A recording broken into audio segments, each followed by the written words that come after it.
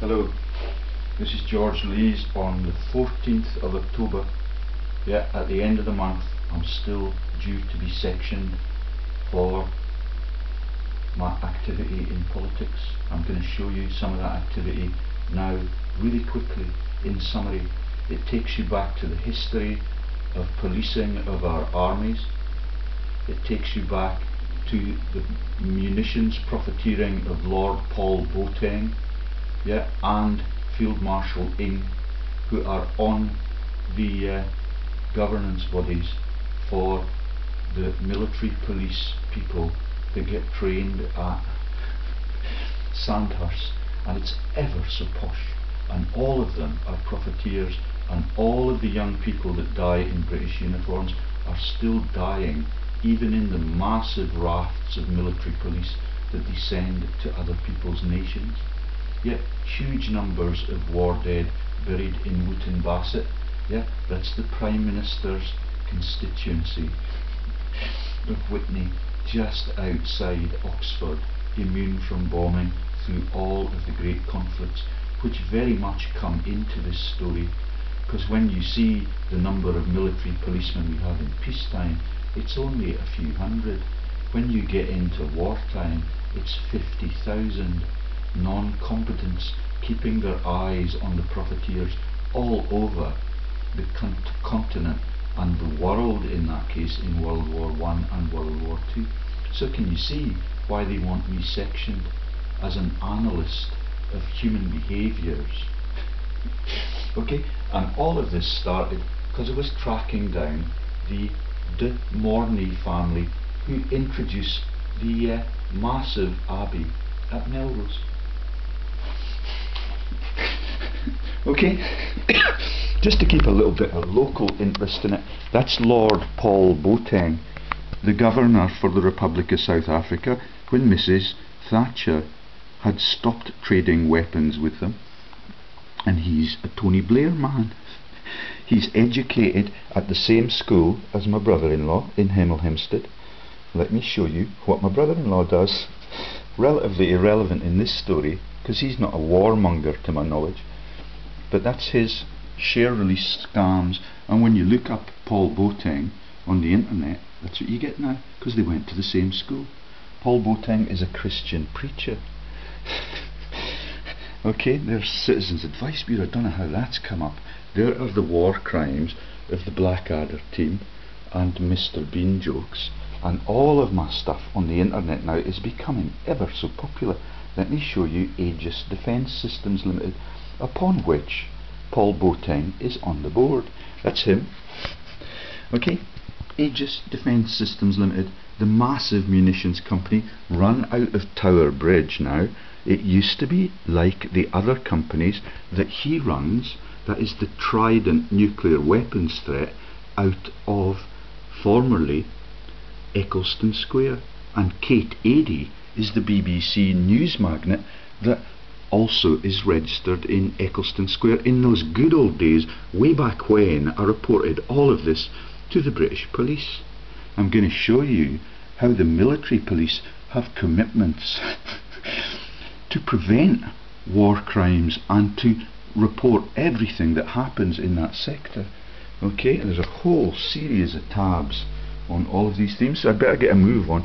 That's Timothy Spicer on the board of Trident 3 and Trident 4, nothing to do with government. He's in the Treasury Office for a long time, Boateng. And let me take you to the page above that, because just a few minutes ago when I uploaded the URL for this, Aegis Defence Systems was listed in the old-fashioned way as a series of thick blue lines, and you could see Field Marshal Ing was on it at the same time as Paul Boateng, and Field Marshal Ing is the military policeman. Okay. Aegis Defence Systems Company, so all of them are directors on the same company. I could read you a few of the names, but I just wanted you to know that within a few minutes of me uploading the barcoded graph of who the directors were, the Company Check were able to take it down and give me this modernised option. Okay, Sir John Birch, Sir Timothy, Mr. Timothy Simon Spicer, the mercenary army leader from Africa. You're very familiar with that story, so let me show you Ing, the field marshal. Okay, and that is on the page above. Okay, we might have to do it the other way. See it? Can you see how they, and there's the money laundering companies that they use. Swift Corporations Limited. Okay, these are financial magnates. Yeah, look at the number of companies that they crash. It's called pump and dump, and it is a potential nuclear extinction threat as they trade the weapons with the impoverished countries that they brutalise perpetually. Right then, so we're going to have to take it back a page now, because we cannot see the whole graph of the whole of the horrible boardrooms. Sorry, the company check stuff is now so obscure, it is very difficult to show anything quickly. So if I take that back, you get John Newman, John Lamb Davidson, you get Jeffrey Arnold Day, 31 of his 36 crashed, Mr. Dominic Edward McCausland Armstrong, who I believe may be the BBC man that looked ever so sheepish when I met him at Blenheim Palace. Lieutenant General Sir Graham Cameron Maxwell Lamb, Instant Companies The Launderers, General Sir Roger Neil Wheeler, Field Marshal Lord Peter Anthony Ing, on the board from 2005 to 2010, when yours truly came back from New Zealand, and just 1 year before yours truly became a fraud researcher and sectioning threat number 1 was launched. Okay, these are massive munitions industry frauds. They've got millions and millions at the bank. They've relocated their company addresses since I reported them to the British police 4 or 5 times over. In the cycle of my commitment to my country and naming and shaming all of the people that brutalise other people's countries. Now let's show you the pictures first, because I know that it's easier to tell the story that way. So that's Aegis Defence Systems Limited, Tower Bridge. This is the red coat jokes. Those are red coats. Okay, I've told you about the people that scammed me out of my job in the taxi service. Their nephew was a red coat. We got talking about the weapons trading involving Prime Minister Cameron and David Kelly, and all of that we discussed openly as I got a lift back from the Melrose Sevens. That comes into the story later on. So the Redcap is actually a joke about Scottish borders history and fairies and such things, but they're lethal, blood-sucking fairies. Okay, and these guys, their nickname is, let me show you this one, and let me show you their colour for their affiliation to peace-loving activities. Okay, and it's a piss take too. There's their logo. It's Lincoln Green. All of the time it's Lincoln Green, and the joke that is their second most cynical joke is that they're known as Redcaps, but they're also known as the monkey on the innocent soldier's shoulder. Yeah, that's derogatory. That is the monkey ears and the donkey tails joke that I told you about the laugh at the war dead in yesterday's video on Presidents Nixon, FDR and all of the Bush lineage.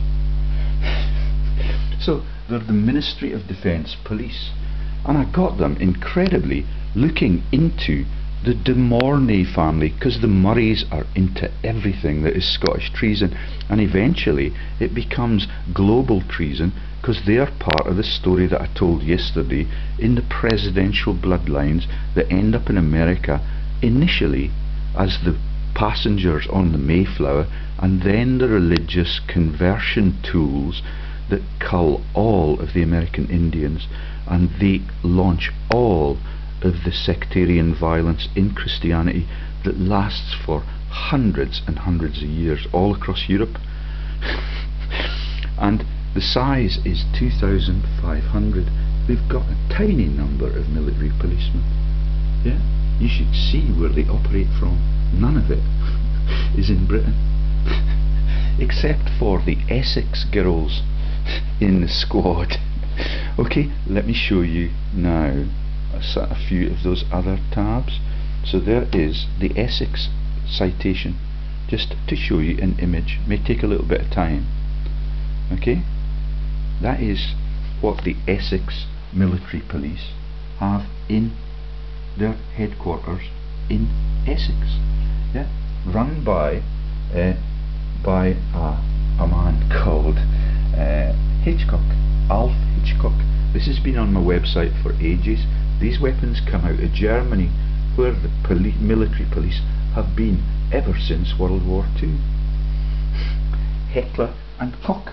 Do you remember the Koch name coming into the cover-ups in the Bush family marriages yesterday, and all of the weapons tradings by the Republic of South Africa, where Boateng was the governor?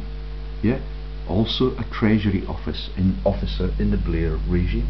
Okay, these are the weapons that Stephen House wanted to have before I forced him into resignation, without even a gun license in my name. I used to have a catapult in my bedside drawer. And that is akin to the King David story in the Bible, because no one else will take on these massive crimes against the world's people. All of them in the peace-loving nations, policed by NATO now. Okay, so this is the story that I told years ago about the nuclear weapons policing. So Hitchcock's activity, the Heckler and Koch submachine gun, that's the sales details of what you're buying into. Okay, and that's my write-up of it. There's Alf Hitchcock, the head of the military police in Essex, took over out of Bedford, where I applied for a job in the academic community just a couple of years before, when I was still in New Zealand. Yeah, that's me trying to come home because I'm a patriot and I feel terribly homesick at that period.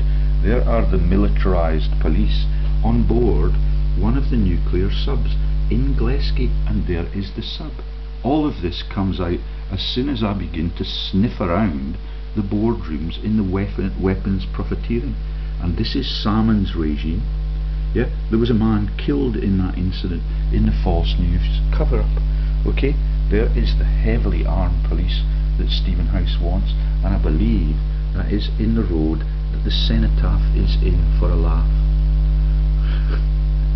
Yeah, right next to Downing Street. Okay, and there's Scotland Yard chief quits £80,000 pension to take up a 120,000 job with the militarised police. And there's all of their false news on the Woolwich attack. That man never lived. He's a financial magnate, Abadawelo. Yeah, and the man that he killed was never on the British Census records. Okay, Scotland Yard chief quits with 80,000 pension to take up a 120,000 job, top secret, 200,000 roll. Okay, nobody knows about it but me. No wonder he's smiling. And you can see that the terror threat from our own government is massive, and the weapons that they're selling, all of our field marshals benefit from that, and our people in the Treasury office like Boateng, the Christian preacher, benefits from it too. Okay, there we have man shot on board nuclear sub. All of it launched when I tell the world about Alf Hitchcock, and the cover of him being the Hitchcock in Hollywood that covers all of the Oscars for all of the warmongering crimes. And there's the other culprits that I was focusing on around that time. He was still the Bishop of Durham. I used to go and visit his pad. I was in touch with him, correspondence in Gmail. He pretends to be protecting Africa, and Boateng brutalises all of it as a former man out of Africa. The impoverished countries came to Hemel Hempstead, the safe zone, and was educated with my brother-in-law Vinnie Jones and all of the usual suspects, many of whom now work for the Rothschilds in financial services. Okay, let me get on with the story. So there's the other tabs on Alf Hitchcock right at the bottom of my web page. Sorry, right at the bottom of my web page. and I think they're right at the bottom. Okay, and there's the religious fraud, there's the heckler and clocks. So the source is Germany, and that's where the Panzer Division came from. And you can get routine issue in Culham, England, and there are a few other tabs around that right at the bottom of my website listing, which is on the index on the far side. Okay, let's get on with it. I'll shut that down now because I've shown you that, and I cannot think that there's anything more. Let me just show you where it is. Okay, and we've even got scandals that I've reported. Winston Churchill was replaced as Prime Minister with a man called Lewis Hill. All of that has been taken off Hansard because he is such a right-wing fascist that even the Labour Party were able to shame him in 1955. Nobody reports any of that but me. All of it is reported on my web page, and all of it is ignored by law enforcement globally and the media globally. And there's the Warner Brothers coming out of Poland and then being the chief propagandists for the Brits. There's loads of that in this story if you've got the patience. Not all of it is illustrated with pictures. Okay. My website is now massive, yet which is why they think I'm bonkers, and I've got the secrets of every one of the frauds and the genocides by international governments for the last 50 to 100 years, and it's ever so embarrassing when the truth comes out with pictures like you've just seen. And all of them get massive pay rises, and they acid strip the whole of the activity that they're engaged in. There it is right at the bottom. The MP7 machine gun routine issue in Culham, England. Yeah, the word ham is in it. The Cullen joke, and all of the inquest chairs, and all of the Odin jokes, and the Culloden jokes. All of it is absolutely ruthless. And there's the central banking issues, and all of my MPs, and all of them are in breach of the UK Constitution because they're trying to gag me using the NHS that is also a massive fraud against their patients. Okay, right then, I'm going to shut that down in case my computer fails to comply like me. Okay, so there's the pictures that I've got, and I've dissected the whole of that story. And remember, I'm still looking for the Murrays and the Moray connections out of France with the religious fraud with William the Conqueror. Okay, they used to be the mounted police. Do you remember them? And the Shergar incident that I've told you about and explained all of the false news behind that. Yeah, this was followed by the military foot police in 1885, and the military mounted police first engaged in combat in 1882. They make sure that the combatants go to their death, and if any of them want to reveal frauds like this, they are put in front of the firing squad. It's ever so clever, and it's ever so treasonous, and the Lincoln Green is a massive laugh for them because that is Robin Hood's colours. Right then, so I can shut that one down too.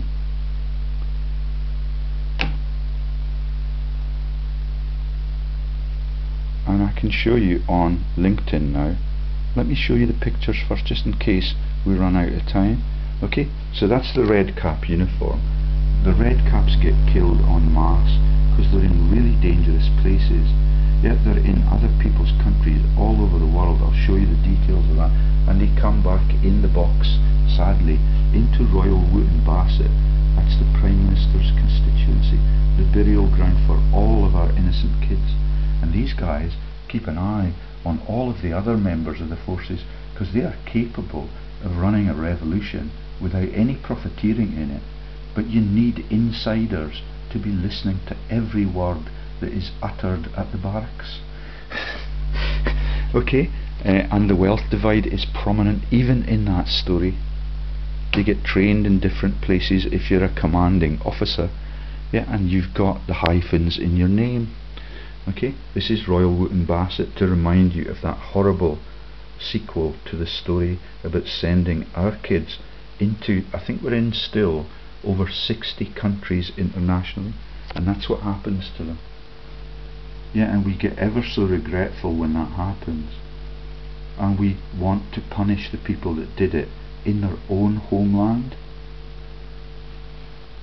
Okay, huge parades right up to the present day in Oxfordshire, which was immune from bombing in World War II, and the halls that they have there is the joke about the underworld, yeah, Middle Earth and the heavens.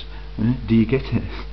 That is the Halley's Market joke all over Oxfordshire. Right then, let me show you the pictures first.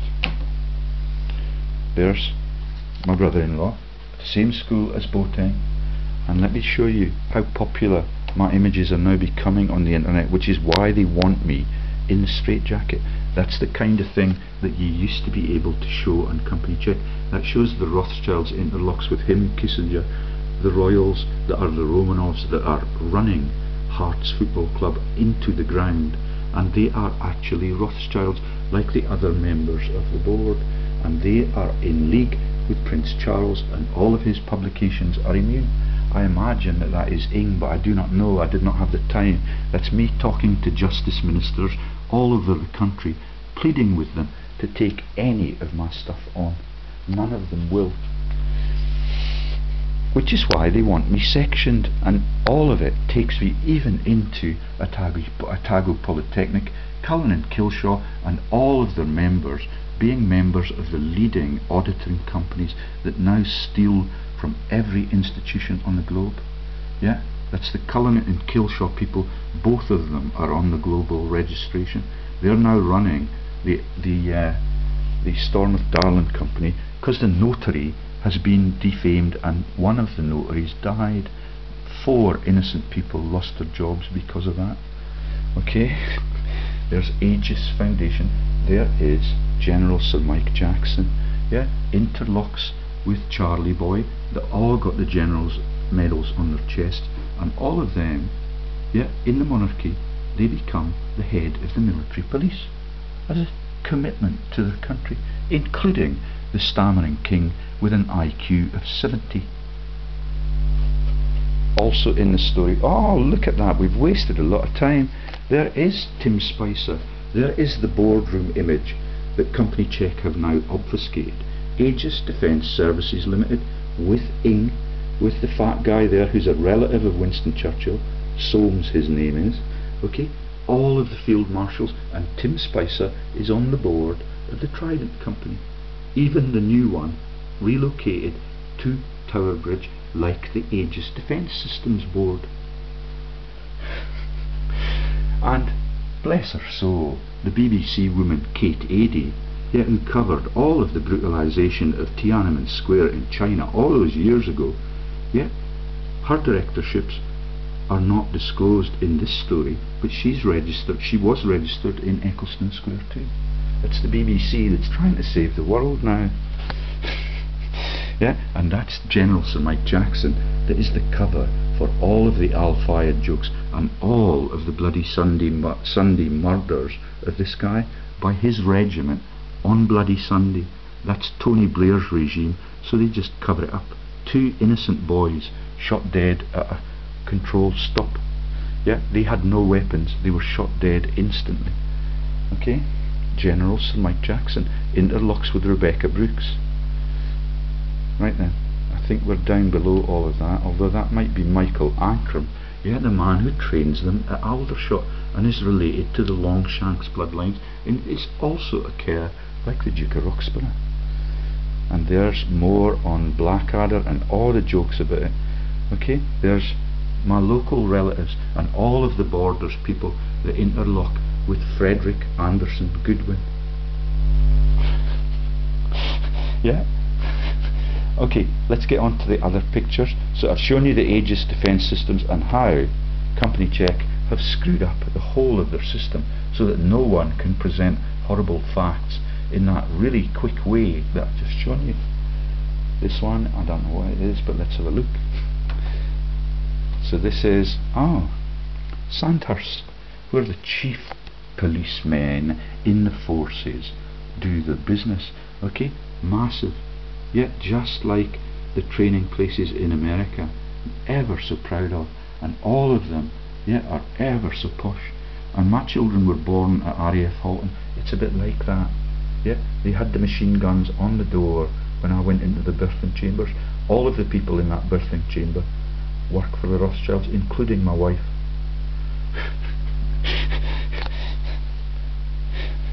Right then, and it's amazing. All the pomp and ceremony, all the horses, they are treated with veneration by Butcher Haig, and he's desperately keen to get them back. They do not give a monkey's about the soldiers. Yeah, and the statistics on how many police soldiers there are in wartime are horrific. This is the joke. This is the Redcap's fairy legend. When you look into the Queen Mary Queen of Scots jokes, and the lover that was Bothwell, yeah, and his place in Hermitage, which is the Hermitage Trust in Russia joke that I've just shown you, yeah, in the boardrooms, yeah, the Hermitage place in Scotland is on one of the other tabs, and in that castle, which is still almost intact, they have redcaps, and they are menacing people. They've got big teeth, they stick out. Look at the claws on the bastards. Yeah, would you sleep at night if you had that living in your castle? So the people that get topped don't get topped by assassins in the political sector, yeah, like Robert the Bruce and all of those Melrose heroes, yeah, that have their hearts brought back from the Holy Lands and planted into the Freemasons' territory, so that they continue with the warmongering all over the world for all of human history. Okay, did you realise that the redcaps that look after our troops and make the traitors safe in wartime, 50,000 of them, are a joke about these people? And the other joke that is exactly a parallel of that, which my dad slammed the phone down on me, is the brownies joke. That is Beaverbrook's joke about Big Ears and Noddy all through World War II, as he publishes it in the Daily Express as the propaganda event for our country in wartime. He's a Canadian, all of his stuff out of New Brunswick, and Hitler does the same in New Brunswick. All of them are in the same team. And there's the devil's scythe. Yeah, isn't it creative that you can turn the human menace of your own government, profiteering from the deaths of 80 million people in World War I, and 50 million in World War II, and what you've got to do is make sure that your own militias are not able to turn their guns on you. Right then. So it's a neat joke, isn't it? And the people that become the propagandists with Beaverbrook are the people that work in the War Office. So that is Oswald Mosley, yeah, had an accident in an aircraft and was incapable of fighting for his country. So they put him with 60,000 non-combatants into the War Office. And his brother, right up to 2014, or one of his relatives, probably his nephew, right up to 2014, runs Burke's Peerage for a laugh. All of it driven by fascists in every continent on our world. And the Redcap is implying that these are the socialist people, and they do the assassinations on the quiet, yeah, in your haunted castle. And in the tourist industry that all of them now run, because they've got so many castles that they cannot live in them all, it's really useful if you have a ghost as a legend. Gets more money through the gate. Sun has dipped somewhat. There's the Bothwell, that's Hermitage Castle in Liddesdale, yeah, and that is Mary Queen of Scots, and that one was killed, I believe, I think he died in Norway. Yeah, I'm not sure. I think that's in the Jedburgh Museum. Yeah, that's Queen Mary's stopover, yeah, in the four-poster bed in the Jedburgh region, where I tend the court all the time, telling truths like this, and no one is prepared to believe it, even when you've got Boateng's director IDs in the boardroom. Right then, so one more image and then we can get on with the sad profiling of the military police. This is how I found it. and the Morvilles have disappeared out of the Findhorn, Strathspey, Glencoe region, and guess who's replaced them? The Dukes of Buccleuch, like the blind Prince Georges in Teviotdale and Cumbria. Dukes of Buccleuch mop up all of the vast tracts of land behind all of the warmongers. Yeah, right back to when Christianity came from France and the Flemish coast into Scotland, led by the Murrays, the Murdochs, and all of those really, really lethal family groups. Right then, so we can shut that down, and we can now take you to the tabs. Okay? I hope I don't lose your attention just by showing you words and statistics. So those are the Buccleuch relatives that took over vast tracts of the central belt of Scotland. That is the Glamis Castle region. That is in the valleys where the royal residencies are. Yeah, there's the other Buccleuch tab. We'll get through that really quickly because there's nothing highlighted and I've not given any pictures for that. Okay, so that's the other Buccleuch, Balhomie, near Cargill, Perthshire, Scotland. These are vast tracts of Scotland. Okay, 1939. This is George Montgomery. Yeah, that's the one of the pseudonyms. There's another two: Earl of Eglinton, Earl of Winton. Those are the Dukes of Buccleuch mopping up all of the lands that no one else is capable of stealing at that time. These are relatively modern crimes, just after the military police have done their job all over the world. 1066. That might be a little bit boring for you. No colour pictures then. Okay, so this is the Dick de Morville story. Yeah, and what you've got: sent into Peebles, Lauder and Blainsley, which is just a few miles from Earlston and the places where I do my beating for the Duke of Northumberland. Yeah, for £32 a day. That's the Duke of Northumberland, that is the Percy family, that is I forget what the dead one who was a claimant to the British throne, Percy, his name was Harry Hotspur. Yeah, the powerful contenders had him killed, and that is the people that write the Harry Potter things, and they host the filmmaking on their castles, and that is in the story later on. Okay, if we've got time to tell it. Okay, I will not dwell a lot on the Morvilles, and there's one. So see links to Dryborough and Melrose Abbeys. These are the founders of those institutions, and their brothers and their, you know, their close relatives become the abbot or the bishop, and it's ever so powerful because you've got warlords on every side of the fence and every side of the altar. Okay, and what we've got is, this is the Melrose connection, and this one I ask you to read a little bit further down. Okay, this is not the de Morvilles but neighbours, and they have engaged in reciprocal land grabs. May it be the Redpath. Okay, let's just ignore that. This is Dorset now. Yeah, right over the whole of Britain, top to bottom, in that same era as the French came across the Channel, gifted Devon and Dorset as friends and conqueror, with the Isle of Wight in between. They're out of Calvados in France. Richard de Redvers. Okay. And what we've got here is the Dryborough creation. Dryborough is the massive place that is right next door to Lord Sanderson about in the Freemasons hub, and David Murray's golf course.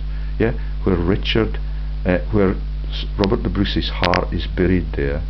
Yeah, and all of it is a massive scam against the people. Right opposite the Borders Council, who are having me sectioned for my insight into these global frauds for centuries. Okay, so Hugh Lords Hugh de Morville died 1162 in Appleby, in Westmoreland, England, hereditary constable of Scotland. All of it is about being the police enforcers or the marshals. That comes into the story further down. That is the Dukes of Arundel, which I keep telling you, and all of them are friends of Longshanks, and that's why Scotland is enslaved eternally. Hugh de Morville died 1162 of Appleby in Westminster, Westmoreland, England, hereditary constable of Scotland, was a Norman knight who made his fortune in the service of David Fitzmalcolm, 1153, Prince of the Cumbrians, later King of Scotland. He founds Dryburgh Abbey. And that's the Melrose Freemasons, with massive links to the Napoleonic Wars and to Northampton, because that is where the elites flee from Napoleon, and they get a great deal, and they're still in charge of our country now. Yeah, and that is the triumph of the Rothschilds in taking over the central bank in England. Yeah, in Cheapside, for a laugh. Okay, Hugh originated in Normandy and is therefore unlikely to be a son of a Morville already settled to England, yet all over the country in one step, just a few years beyond 1066, and the massive cathedral at Durham, yeah, where Justin Welby operated, and I was his friend in collaboration on Africa. Yeah, it's huge. It is, and it's all treasonous. Soon after 1106, Hugh joined David's small military retinue in France.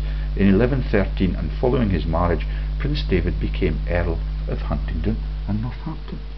Thank you to the girl that was my representative in the hearing from Northampton. I keep talking at the church. She did not know Princess Diana. All of them are victims of the same cabal. David endowed Hugh with the estates of Beausiac and Whissendine within his Huntingdon earldom. Can you remember how my mate that I talked about the other day in the MRC got embroiled in a massive scandal about mistreating animals in the Huntingdon Research Centre?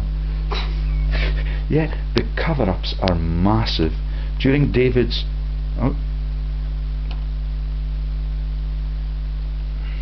Sorry, I'm going to have to put the camera down. Skipped a bit. Oh, and it takes us into the Nazis in Leedsdale. That's the Mitford sisters, the early Lady Dies, yeah, that met Hitler in the lead up to World War II. Okay, and we've got the links to Cumbria and Leith. I don't know how we jumped such a big bit. So there's the Huntingdon story. And if I take that,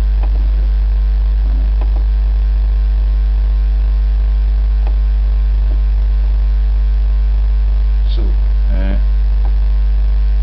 I really wanted to focus. So this takes you into how I found the people that are involved in this story. That's the de Morvilles, yep, west coast of Scotland, that launches Christianity into America and launches all of those presidents I told you about yesterday through the Pilgrim Fathers with the word pie in it. Yeah, through all of the Mayflower, yeah, people that were on board taking Christianity, the fraud, into America and all over the pagan world that we have now brutalized, east to west, north to south. Yeah, there are none of the indigenous races left planted as they were when we originally went there, which is why Obama, for a laugh, is the president of America and is not even a legitimate American citizen, and is in the Christian Bible. Yeah, that's Barack. Okay, Simon de Morville, another possible son. He was seated at Kirkoswald, Cumbria, ward of Leith, Cumberland, and married Ada Dongain, heiress of the feudal barony of Borough by Sands, Cumberland. Okay, Ada de Morville, who at some time before 1157 married Roger Bertram, Lord of Mitford. That's the Mitford fascist sisters, friends of Hitler in World War I. If I had not shut down my website, I could have showed you their pictures with Hitler and all of his soldiers, yeah, and all of Hitler Youth. And that is Redesdale, where I used to fish with my kids. Grace de Morville, another possible daughter, wife of the Cumbrian magnate Sir Hubert de Vos of Gill's land. There's the Gill's joke, the shark's joke beginning to come in. Yeah, that is the tiny Rowlands, yeah, of Rowland's Gill, and all of it leads to the massive Jaws movies and all of the little giggles they have about all of these elite people still being in control of Hollywood. Okay, so, and there may be more. Take me ages to give you the fine detail. I want to get on to the military police. There's another Melrose tab. Okay, Northampton, Bosia and Melrose and Rutland, the people that were early members, directors of the Bank of England and the Rutland frauds, all of the fisheries have now been put behind dams, yeah, and all of that is a huge joke about world leadership and financial services. So this is Melrose, Richard, Blainsley, Peebles and Lauder, Richard de Morville. Okay, that's Melrose, and Blainsley is right next to Earlston. Yeah, and it's on the St Cuthbert's Way, and St Cuthbert has been all over the borders so that everybody can pretend that the Christianity thing is a massive tourist industry thing still, and the St Cuthbert's Way is still an east to west walk for the people. A lot of it is beautiful. Yeah, the borders are absolutely beautiful, and if they were just to do the decent thing for their electorate, their ratepayers and their taxpayers, and give the money back to democracy, we could have it, instead of it being in David Murray's trust fund in Dunedin, yeah, out of St Boswell's. Yeah, all of the people that I've talked to in financial services in St Boswell's have now bailed out in my hometown. Yeah, those are the people that introduced me to the Melrose School and eventually to the identity of the exploding mountain people, the dynasty that is in the Rothschilds, that is the Montefiores. Yeah, they're bailing out now. And now that they have me headed for the asylum in Melrose, everyone is quite happy with that overtly political result. I'm going to make them really uncomfortable about their role in my persecution. All of the Borders Council, all of the NHS operatives that are defrauding their country and their patients in what I've openly reported for 4 years when they first initiated my sectioning stance. Yeah, it's absolutely ruthless. Richard de Morville died 1189. Yeah, it's all been carried on since all of that Norman invasion. I'm going to skip it now, and you can see that that's Northamptonshire again. All of them head for the same places. The safe houses, the massive residencies that they have, dozens of mansions all over the country, and all the poor people get conscripted all of that time, through all of that time. Blainsley and the plain beyond the Grove, all of them get gifted, and this is the Leader water. Yeah, that's exactly where I go to the beating to work for £32 a day for the world's super elites that make the Harry Potter movies as a joke about world history. So Ayrshire, this is where I got the lead into the Redcap joke. Okay, because this is Rabbie Burns' country, and they've got Lamberton places, yeah, and various reasons to pursue Lamberton and Brotherton. There's places called Lambton where we have dragons. Yeah, and that I don't believe is a vital part of the story, because I was looking into it this morning and we were absolutely covered in mist this morning until I discovered these secrets, and then suddenly the sun comes pouring out. Yeah, when you get onto the Redcap history, so let's do that now in case I run out of time. Okay, so the next tab is Redcap, and the next one says wow, because it's completely stunned me, and that's when the sun began to come out. That is the Hermitage Castle, where the Redcaps are the fairies. Yeah, with the long teeth and those horrible hooked claws, and they murder people, and they will die themselves if they do not top up their body with the blood of their victims. Yeah, ever so clever. Border elf myth akin to the brownies on the church roofs and the noddy and big ears Beaverbrook jokes. My dad had never heard of that. Yeah, the whole world has got its head down. My dad has served for the British militias, yeah, as an engineer in South Pacific. But none of them will try and understand the history of the brutalisation of the whole world. That's why it's particularly sad that all of my family have rejected me, yeah, because I'm the only one that understands the tyranny that keeps the whole of our world suppressed and in fear for all of its time. It's really easy to fix. Okay, this came from the Ayrshire tab, and a family with the same coat of arms as the Morneys were called the De Soulis family out of Branksome.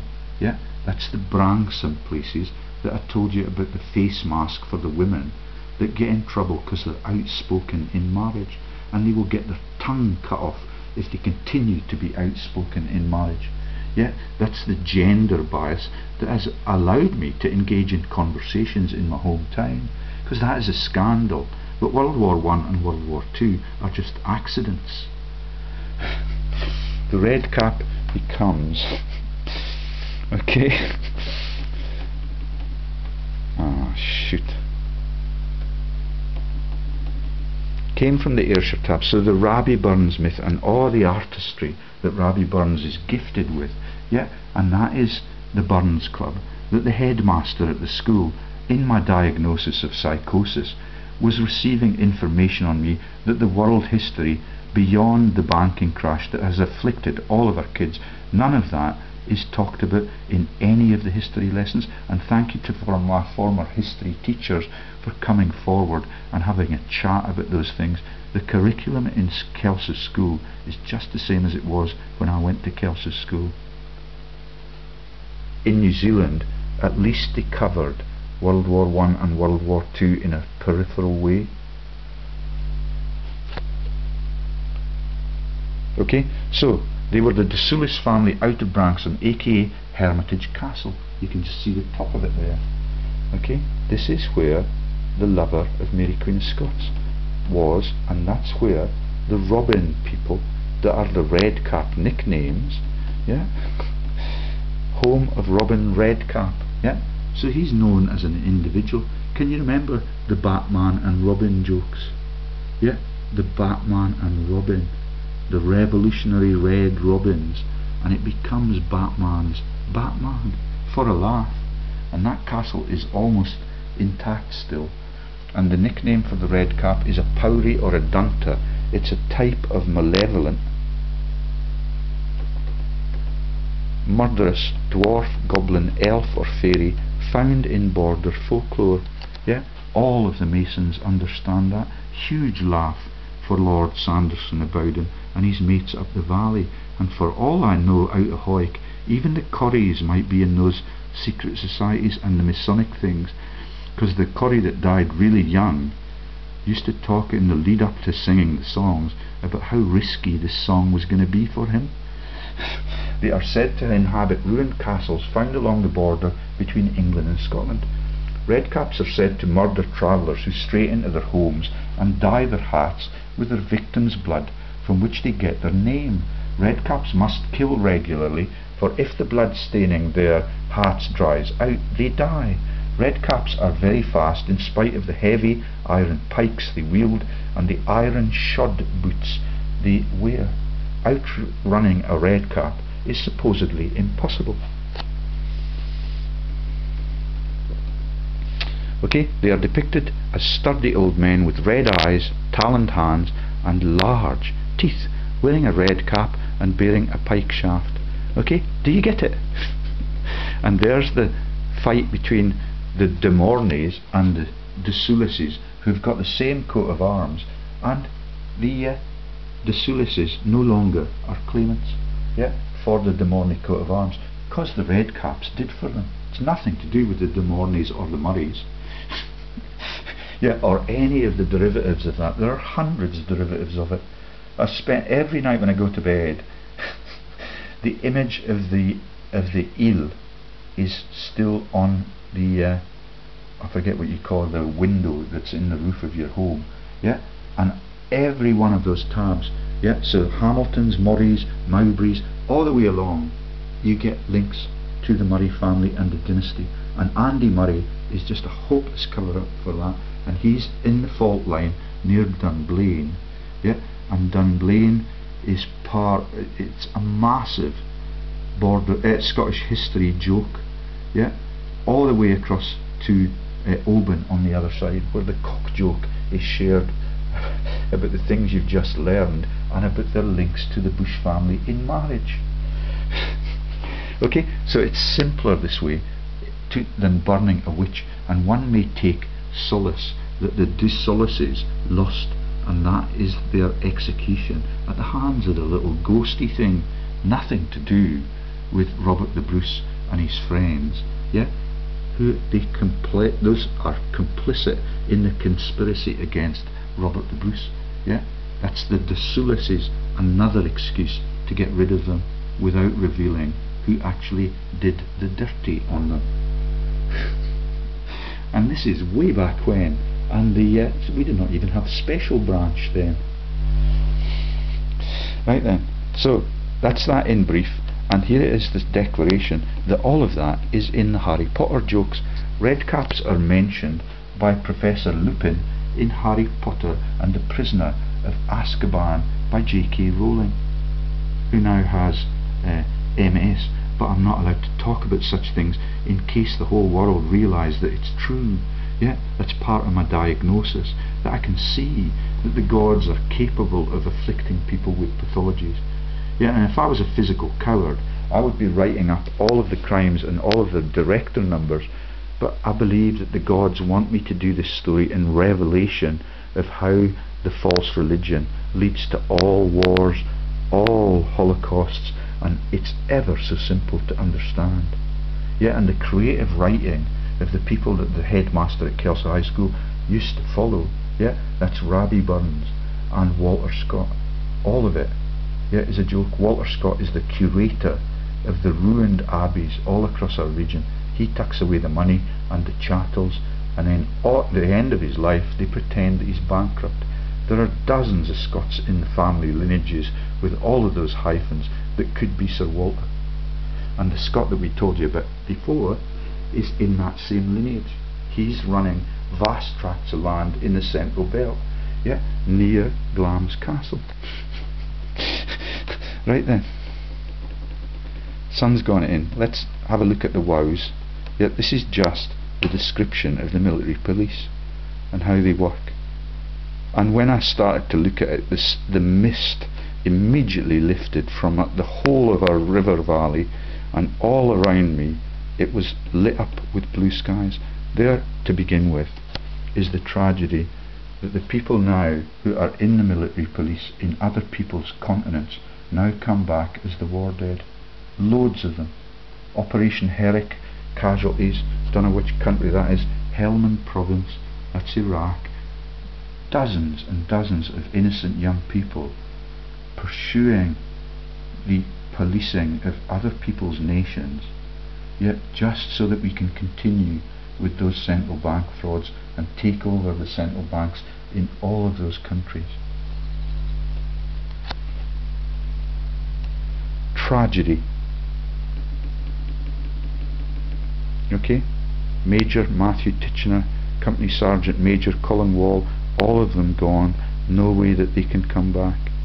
Okay, huge listings of the dead that are the military policemen in other people's countries, and you can imagine that there are just as many dead for the active combatants that are there because the government need them to be there.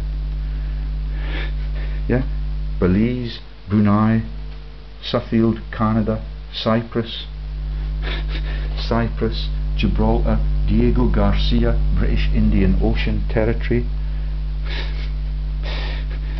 All of it. You would think nowadays that we would have to give those back to the indigenous people. Supreme Quarters, Headquarters, Allied Powers Europe, Belgium and Allied Forces North in the Netherlands, Kosovo, Bosnia, Iraq, Afghanistan. The RMP are also currently deployed 22.5% of manpower around the world. Yeah, Kosovo, Bosnia, Iraq and Afghanistan. God bless you, David Cameron, for succumbing to the pressure of the people and coming out of those places that Tony Blair took us into with Paul Boateng.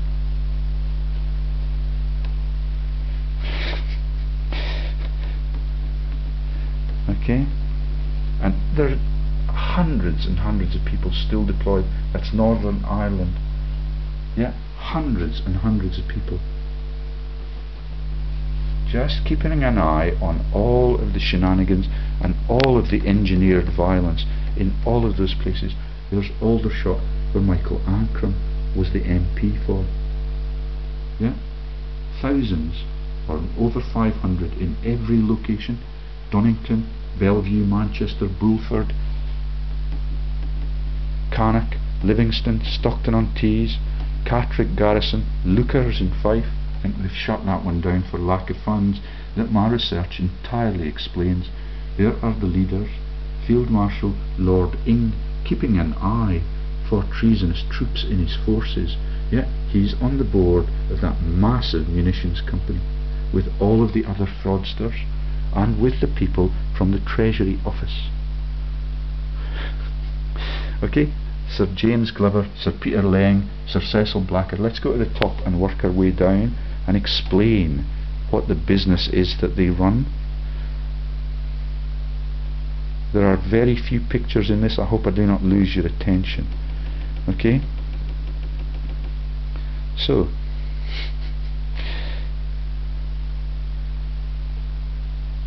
and all of it lifted the mist in just 10 minutes as I began to read down it and make and highlight these comments. Okay, there are armies of police policing the profiteering. Yeah, and if anybody gets outspoken, they get lined up in the firing squad. And there's the Lincoln Green again. Ministry of Defence Police. That's what we've just profiled for Alf Hitchcock out of Essex. Okay, so so the title for this tab is Wow, Redcap, few hundred in peacetime and 50,000 through all of the wars. Yeah, can you see why, if you're profiteering with all of the other great combatants and all of the royal family in the Windsor case are involved on all sides? Some of them are sitting on the warships and some of them gift the palaces, and they live in London through all of the great conflicts when they're fighting for the other side. Yeah, 10k less than the War Office munitions non-combatant. That is the man who's the world's leading fascist. I've just told you his story. Yeah, Oswald Mosley. He went into the War Office where they have 60,000 non-combatants, 10,000 more than the police that police the troops that go to their death. That's 80 million and 50 million. And it does not mention the statistics for the Holocausts. Lincoln Green for a Red Robin Hood joke. Monarchy run like the proclamation of World War. That comes in later on. The King or the Queen is the head of this operation. Yeah, which is why it's called the Royal Military Police.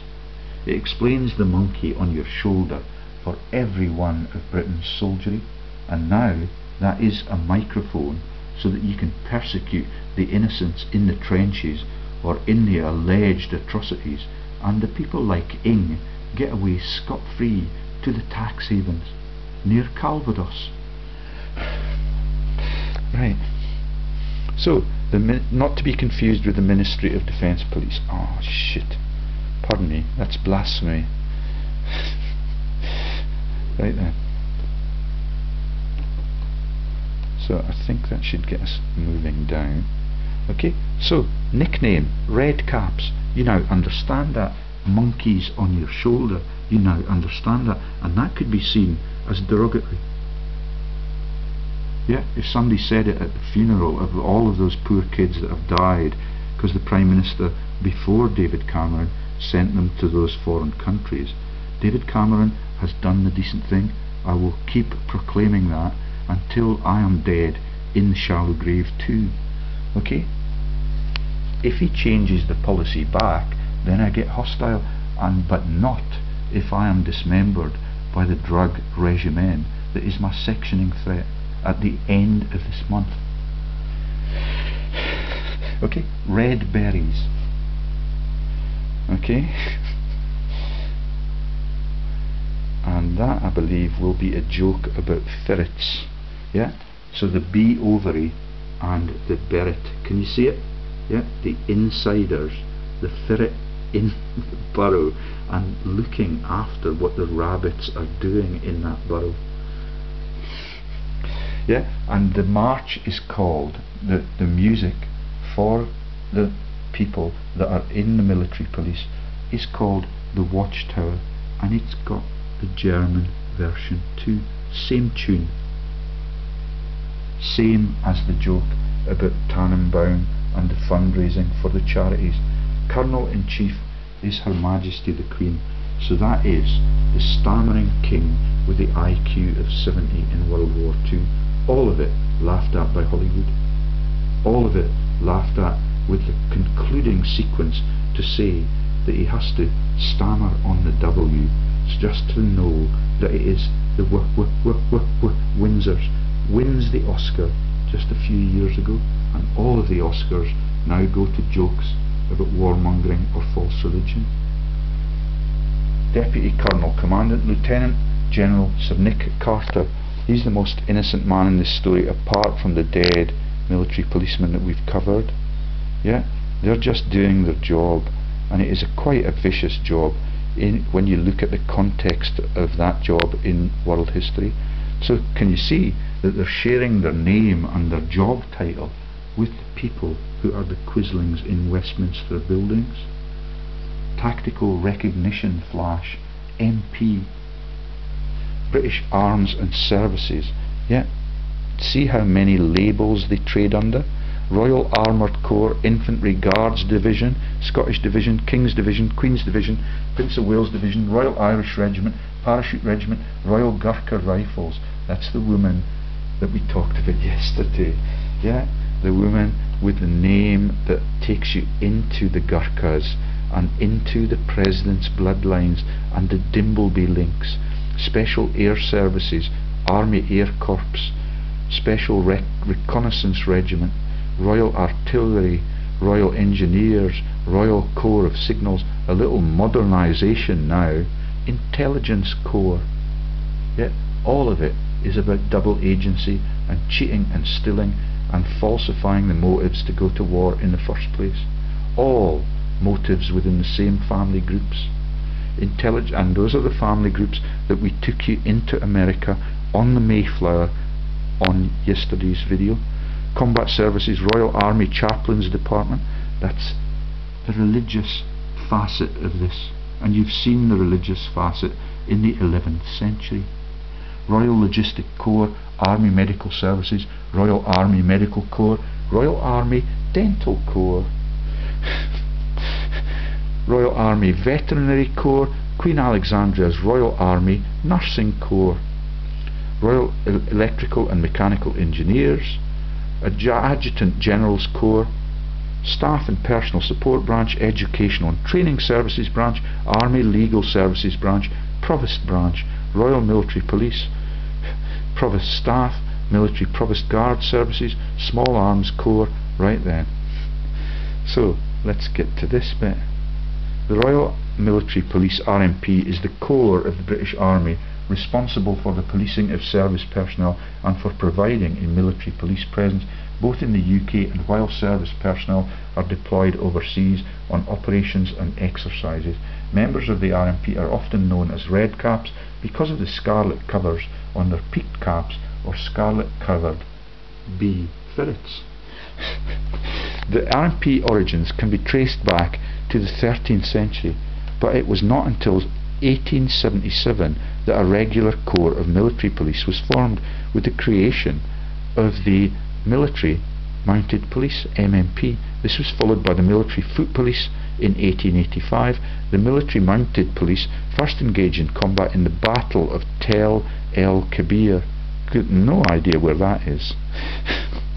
Okay, On April 1992, the RMP amalgamated with the Adjutant General's Corps, and the non-commissioned members of the RMP received their basic trainings as soldiers at the Army Training Regiment in Winchester, yeah, on the River Test, where they run the drugs out of from the triumvirate that sire the Queen's babies.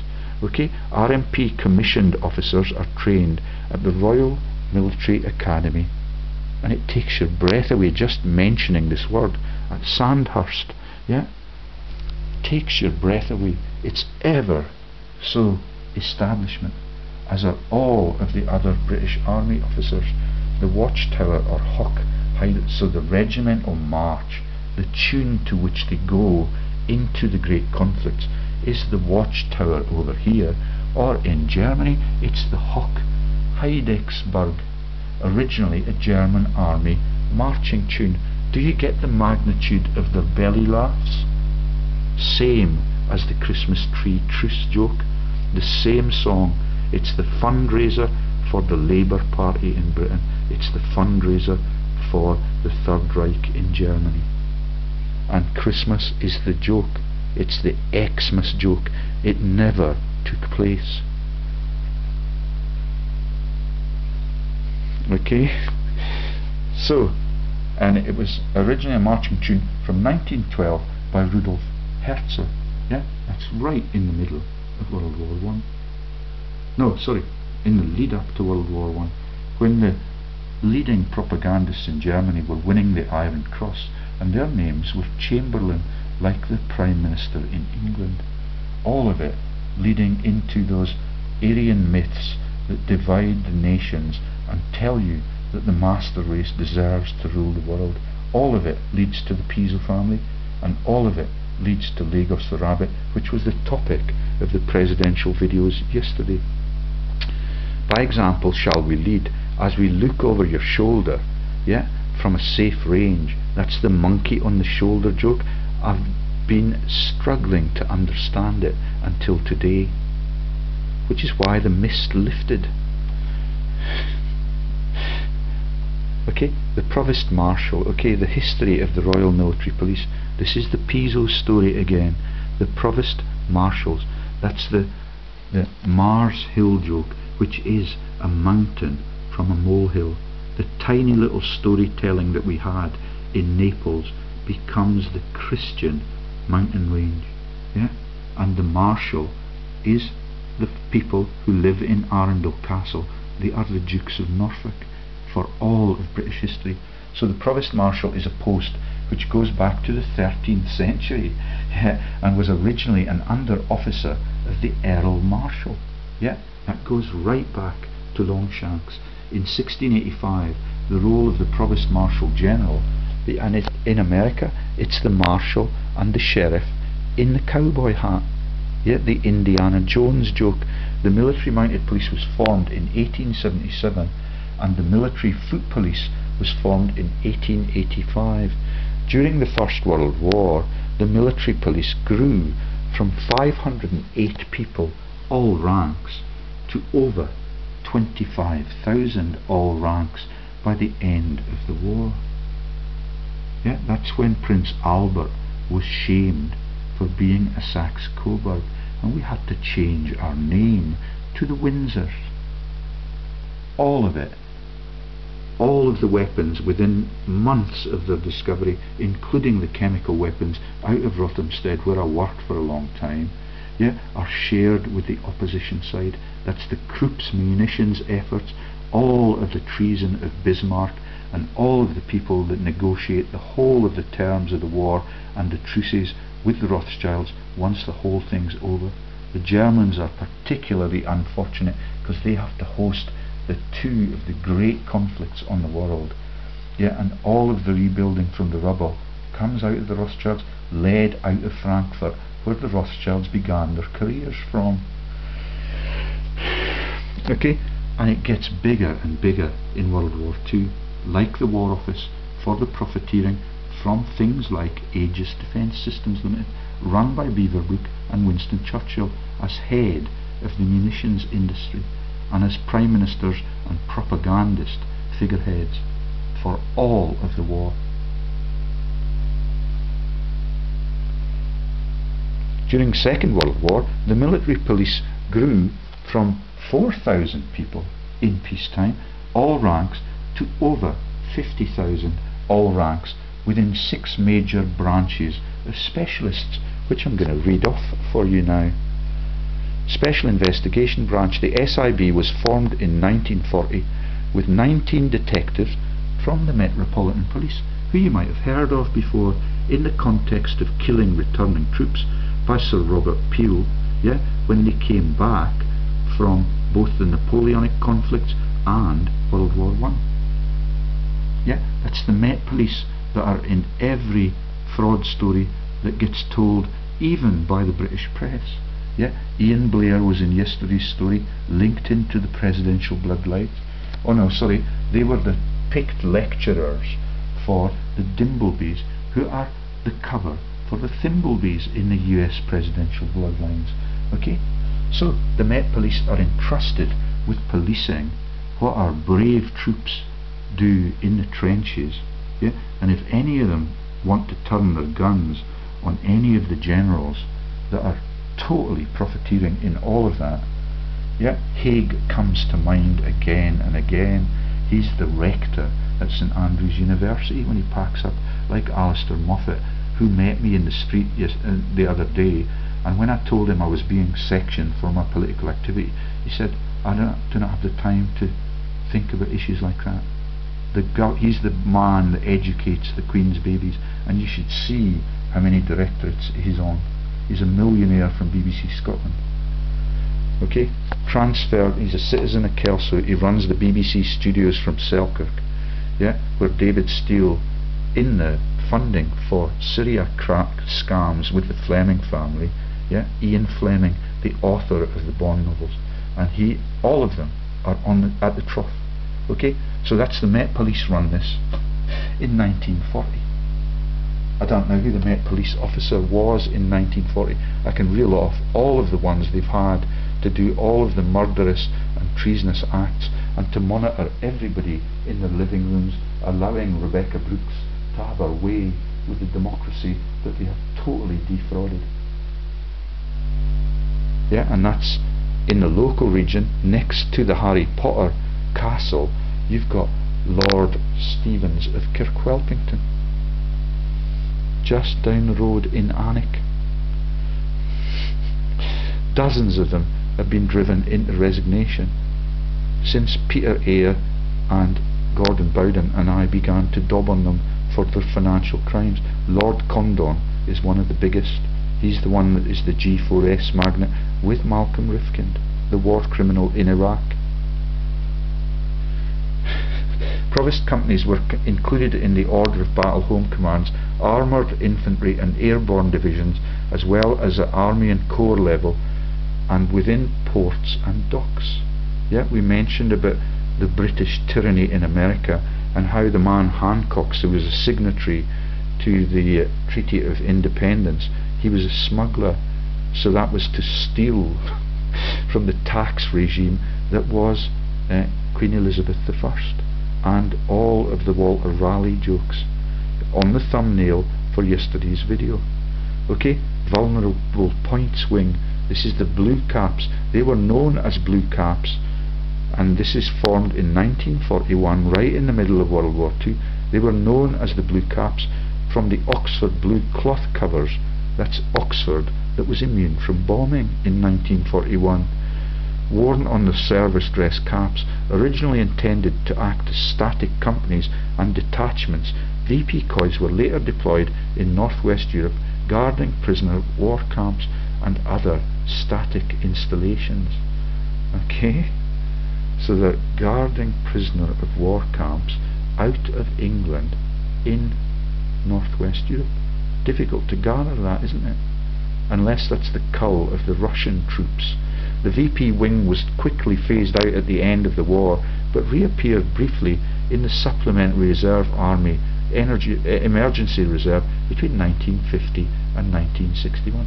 That's the Cold War, and Cambridge were involved in that. They're the spies all across Russia by that stage. Okay?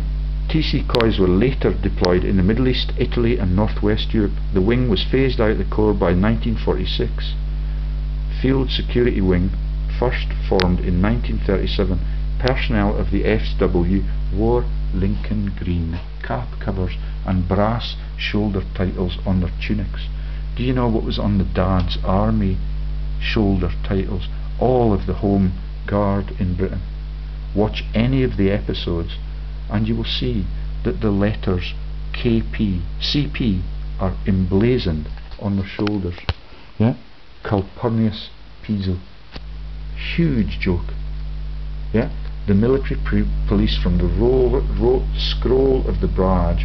In July 1940, the wing was absorbed into the Intelligence Corps. In November, this is the stammering king. In November 1946, King George VI granted the royal prefix to the Corps of Military Police in recognition of its outstanding record in 2 world wars. That's the 2 world wars in his lifetime that he apologises profusely for, yeah, in front of Hollywood's cameras, and he wins an Oscar for it. And the same joke is shared at Ibrox about the Italian brothers and the Empire exhibition. He did not need training to make the speech 2 years before the King's warmongering speech. He was quite capable of having a laugh at the Italian brothers and the Christian joke now being all over the world. Yeah, so he granted the royal prefix to the Corps of the Military Police in recognition of its outstanding record in 2 world wars, and the Corps become known as the Corps of the Royal Military Police. Yeah, we've talked a lot about the Hambros disappearing from public life and how all of those were involved in the Special Operations Executive. That's in the banking sector. The Hambros have been written out of all of British history since me and Gordon Bowden revealed what they actually do in wartime. From 1969, the Corps made an important contribution during the Troubles in Northern Ireland. Yeah, I've just told you about Mike Jackson, Bloody Sunday, and all of the cover-ups of the divide and conquer policies that are launched by the Pisos 2,000 years ago, and they continue right into Ireland. And the budget for the visit of Obama to visit Ireland when the Queen was there, it was, I can't remember, it was 80 million for 2 days. Yeah, to keep the tyrants safe. Okay, so there's an RMP NCO accompanied by an MDP officer, right? Yeah, so this is to look after when the troops come home after all their trauma.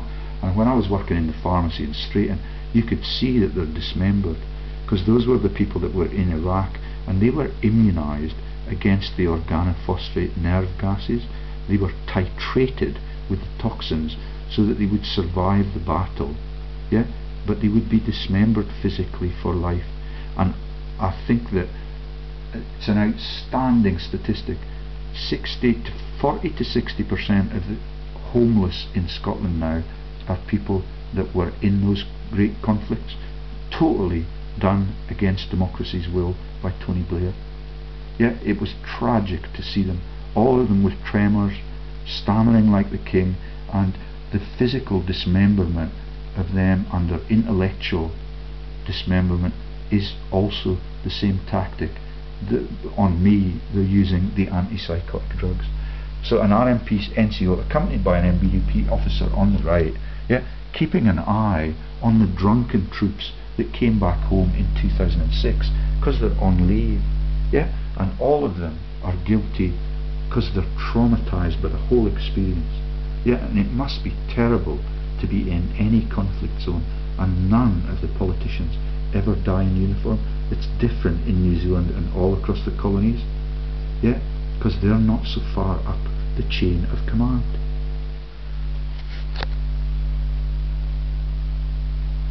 So, Ministry of Defence Police, that's what I've just shown you with Alf Hitchcock. Okay, the Royal Military Police are required to provide tactical military police support to the British Army in military operations. When deployed, some of the roles the RMP fulfil include war crime investigations. Yeah? No one will take on anything about the revelations that Gordon Bowden and I made on Rifkind. Yeah? All of the people that were forced to resign